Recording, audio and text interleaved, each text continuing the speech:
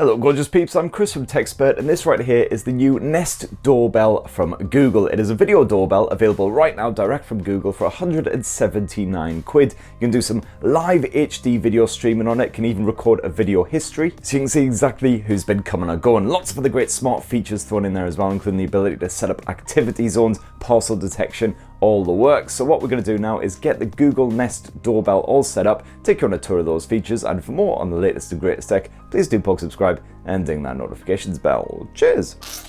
So inside the very white box, you've got one very white Google Nest Doorbell. You've got the installation guide, which is mostly just a link to a video so you can see exactly how to get it all installed. You've got a Type-C charging cable, one base plate. You've got a 20-degree wedge in case you want the doorbell at an angle. One release tool, that's if you decide to go with the wireless installation and you want to get the Nest Doorbell back off its housing in order to charge it. You do also get wire connectors bundled in there if you've got an existing wired doorbell setup and you want to replace it with the Nest Doorbell. And then a whole bunch of screws and wall anchors and such forth in order to actually get the bloody thing up. Now the Nest Doorbell, as you can see there, is a big chunky mofo. No one's going to be missing that thing when they rock up at your front door, surely. Only available in the one colour, which is snow white, and is constructed from 45% recycled plastic, so at least you can feel like you're saving the earth every time somebody dings your bell. So as mentioned, with the fresh new Nest Doorbell, you can opt for either a wired or a wireless installation. I'm going to go fully wireless in this video. If you do already have a wired doorbell set up though, you can check online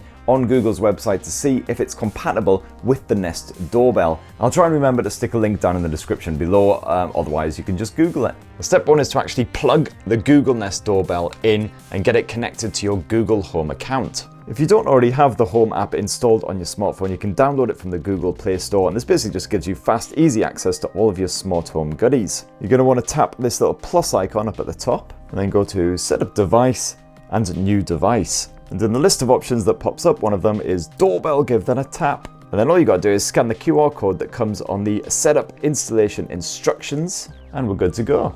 And don't worry if you're not exactly a DIY whiz kid, much like myself, because thankfully Google has provided full instructions, including a bit of video help, actually built into the app while you're setting up the doorbell. It explains you exactly what you need to do step by step. Got a few quick tips for you though when you are installing the doorbell. So for one, make sure you position it about 4 feet above ground for perfect positioning so you can get a good view of everything that is happening outside your front door. And for God's sakes, make sure you test your Wi-Fi connection before you get to drilling and securing the bell as well, just to make sure it can be clearly picked up on your Wi-Fi network. I'd recommend just holding the doorbell in place where you're planning on securing it. Make sure you can get a good video stream on your smartphone, and also that LED light up there just underneath the camera should be green.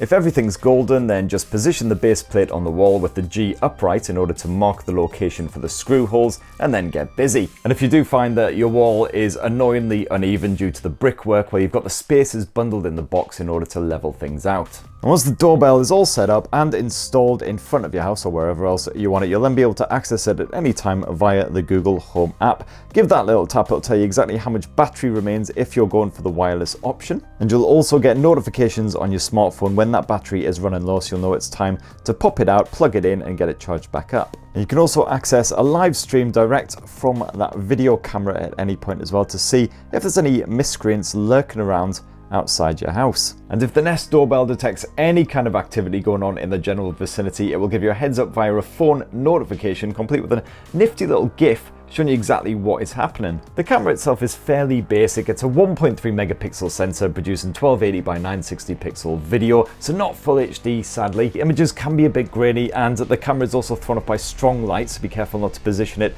staring at a bright sky, but it's generally strong enough to give you an idea of who's lurking on your doorstep, be it postman, delivery boy, or god botherer. And the Nest Doorbell also supports night vision as well, which is particularly handy here in the UK. Once those winter months start rolling in, we've got very little daylight to speak of. Only works at a distance of about 10 feet, but that's plenty fine for a doorbell camera, to be fair. And because you've got that 145-degree field of vision, that means you should be able to easily see if anyone leaves any parcels on your doorstep as long as the doorbell is positioned correctly. Very handy if, for instance, you've got Amazon drivers who literally just dump stuff on your doorstep and then scarper. And as well as that live camera feed, you can also check out a history of everything that the camera has captured in recent times. This shows you the full audio and video feed from everything that was captured whenever some motion was detected. And I really like how you can get a full-on timeline of everything that the camera has picked up, complete with a brief description of what's going on and a little image as well. Sadly, it is only 3 hours of video history that is saved with the Google Nest Doorbell, unless you upgrade to a Nest to Wear subscription for either 30 or 60 days, which does of course cost you a bit of extra cash, but might be worth it if you are away a lot. You'll also have to shell out for a Nest to Wear subscription if you want some of the additional features here on the Nest Doorbell, such as sound detection and also familiar faces.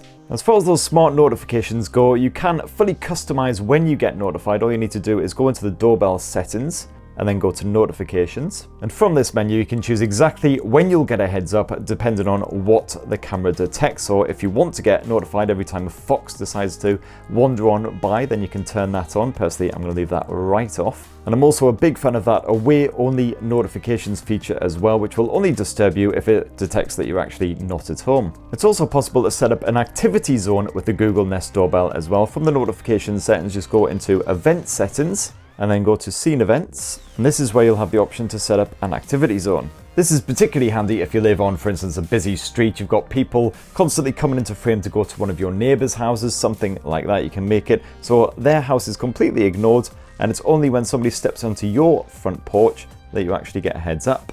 And if someone pushes your doorbell or you just get a notification, you spot somebody lurking around there, you can speak to them using two-way audio as well. You've got a built-in microphone and a speaker on the doorbell, so just press this button, you can say, "Hello, what are you up to?" "Package, sir, and it's a big one." "Bugger off of my porch, you thieving git."